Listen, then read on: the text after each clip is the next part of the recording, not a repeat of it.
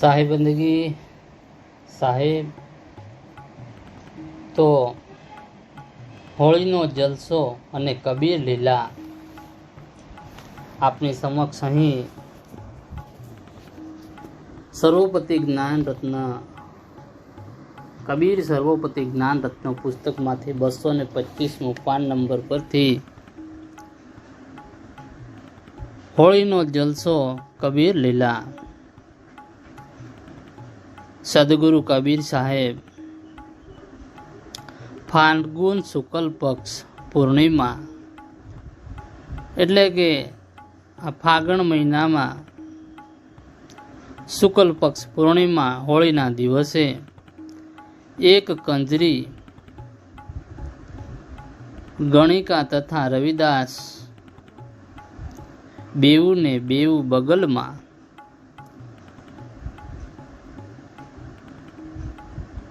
બગલમાં લઈ હાથમાં કમંડળ હતું. હાથમાં પાણીમાં કમંડળમાં પાણી બજારમાં પડતા આખડતાના દેખાવામાં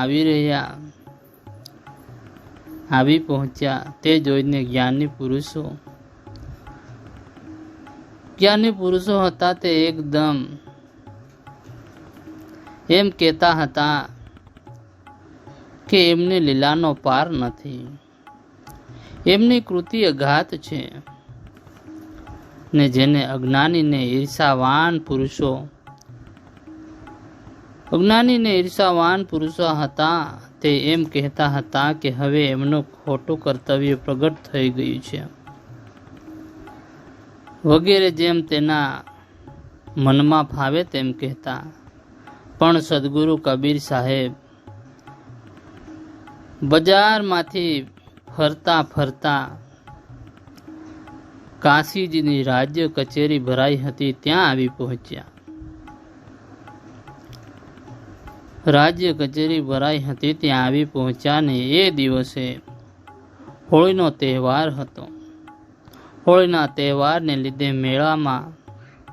મેળો હોવાથી ઘણા રાજા રજવાડા આ કાશીજીની સભામાં આવેલા હતા, જેમાં મુખ્ય લોકી સિકંદર શાહ હતા.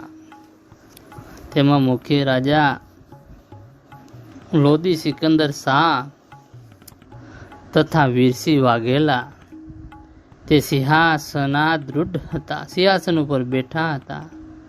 તે સર્વે એ દશા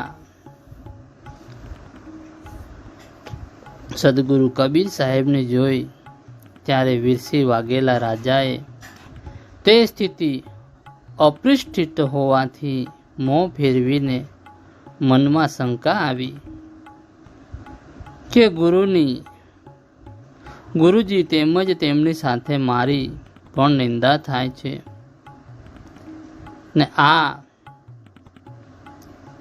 ને મારે એ સ્થિતિ જોવી વ્યાજબી નથી. એમ કરીને તેથી મોં ફેરવતા ઉઠીને આદર સત્કાર કર્યો નહીં. એ રીતે જ્યારે સદગુરુએ જોયું ત્યારે સભામાં વચ્ચે જઈને સદગુરુ કબીર સાહેબ કમંડળમાં પાણી હતું તે હાથમાં હતો તે પગ ઉપર ઢોળી દઈ નીચે બેસી જઈ બેઉ પગને ફૂંક મારવા માંડી. તેથી સર્વે આચાર્ય ચકિત થઈ ગયા. સભામાં બધા આચાર્ય ચકિત થઈ ગયા. ત્યારે લોદી સિકંદર શાહે સદગુરુ કબીર સાહેબને પૂછ્યું કે આ કમંડળનું પાણી ઢોળી બેઉ પગને ફૂંક કેમ મારો છો? તે કંઈ અમારાથી સમજાતું નથી, માટે તેનું કારણ જણાવો. ત્યારે સદગુરુ કબીર સાહેબે કંઈ જ ઉત્તર આપ્યો નહીં. દેતા રવિદાસને ઈશારાથી જણાવ્યું કે એ બાબતનો ખુલાસો જે છે તે તમે આપો. તેથી સદગુરુની આજ્ઞાથી સર્વે સભામાં સાંભળે એમ રવિદાસજીએ જવાબ આપ્યો કે જગન્નાથપુરીમાં હરખો પંડ્યો પ્રસાદનું મટકું ઉતારતો હતો. તે હાથમાંથી સરકી જવાથી પગ ઉપર એક દમ પડ્યું, તેથી પગે દાઝી ગયો છે. તે સમયે સદગુરુ કબીર સાહેબ ત્યાં ઊભેલા હતા.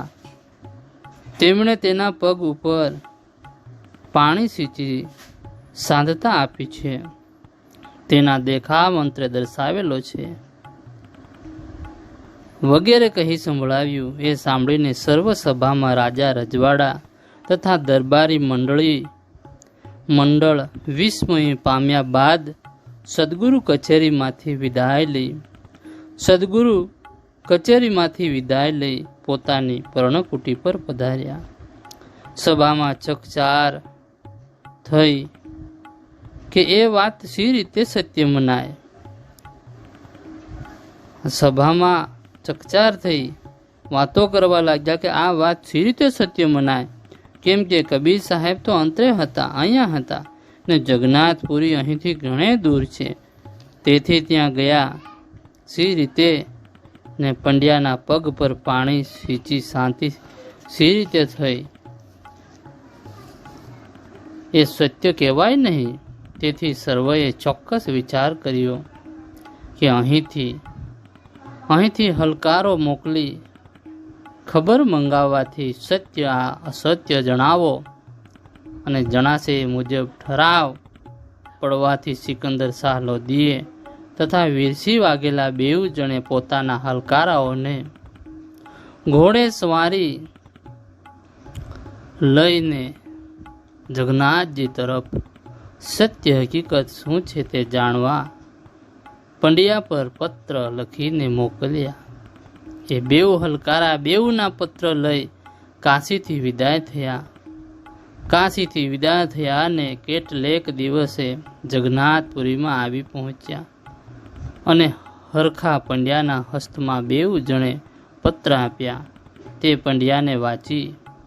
પંડ્યાએ વાંચીને જોયા ત્યારે મનમાં આશ્ચર્ય પામ્યા કે તે દિવસે તો સદગુરુ અહીં પણ હતા, સદગુરુ કબીર સાહેબ અહીં પણ હતા ને આ ત્યાં પણ હતા.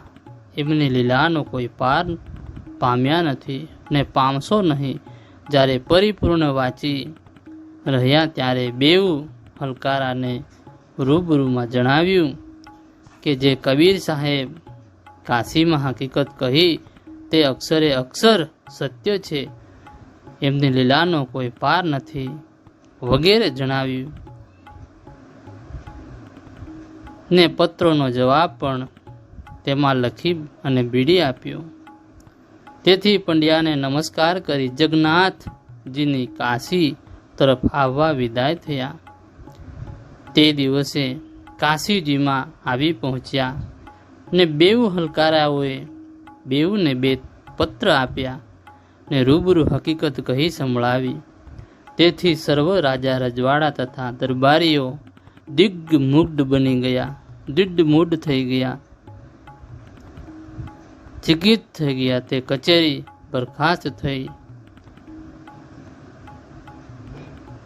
વીરસિંહ વાઘેલા રાજાએ મનમાં વિચાર કર્યો કે મારાથી ગુરુદ્રોહ થયો છે, તે અપરાધની ક્ષમા ગુરુથી મેળવવી જોઈએ. તે વિચાર દૃઢ થતા રાજા તથા તેમની રાણી માણેક દેવી એ બંને જણાએ ઉઘાડે પગે ચાલતા હાથ બાંધીને બળતી સગડીઓ માથે લઈ ગુનાની ક્ષમા માંગવા માટે સદગુરુ કબીર સાહેબની પર્ણકુટી પર આવવા પહોંચ્યા. તેમને કબીર સાહેબને દૂરથી જોયા ત્યારે કમાલ તથા કમાલીને આજ્ઞા કરી કે એમના હસ્ત છોડી નાખો ને માથા પરથી સગડીઓ ઉતારી લો. એ મુજબ આજ્ઞા થવા લાગી. બંને જણા સામા જઈ સગડી ઉતારી લઈ બંધન મુક્ત કર્યા. તેનું કારણ સદગુરુમાં મોટાપણું નહોતું, પણ જ્યારે બંધન મુક્ત કર્યા ત્યારે ભોય પર સાષ્ટાંગ નમસ્કાર કરતા કરતા સદગુરુ કબીર સાહેબ પાસે આવીને ચરણોમાં ઓળટ્યા ને વિનંતી કરી કે મારો ઘણો મોટો ગુનો થયેલો છે, તે આપ કૃપા કરી માફ કરો સાહેબ વગેરે ઘણી આજીજી વિનંતી કરી. ત્યારે સદગુરુએ નમ્ર વિનંતી કરી ત્યારે તેમને થયેલા ગુનાની માફી કરી જણાવ્યું કે ગુરુદ્રોહ જેવો એક પણ અપરાધ નથી, માટે હવે પછી ઘણા સાવધાન રહેવું ને ગુરુને પરમાત્મા કરતાં પણ ગુરુને શ્રેષ્ઠ ગણવા, તેમને આજ્ઞાનુસાર વર્તવું. તેથી આવા ગમનનું દુઃખ ગુરુ કૃપાથી ટળે વગેરે ઉપદેશક આપ્યો. જણાવ્યા જે રાજાને ગ્રાહ્ય કર્યા બાદ વિનંતી કરી જણાવ્યું કે આપ કૃપા કરી મારે ગૃહે પધારો, જેથી કૃતાર્થ થઈને તે વિનંતી સ્વીકારી જણાવ્યું કે અમે થોડા દિવસ પછી તમારા તરફ આવીશું વગેરે હકીકત છે. સદગુરુ કબીર સાહેબ આ સિવાય ઘણી અગમ લીલા કાશીમાં સદગુરુએ પ્રત્યક્ષ બતાવી છે. સાહેબ બંદગી સાહેબ.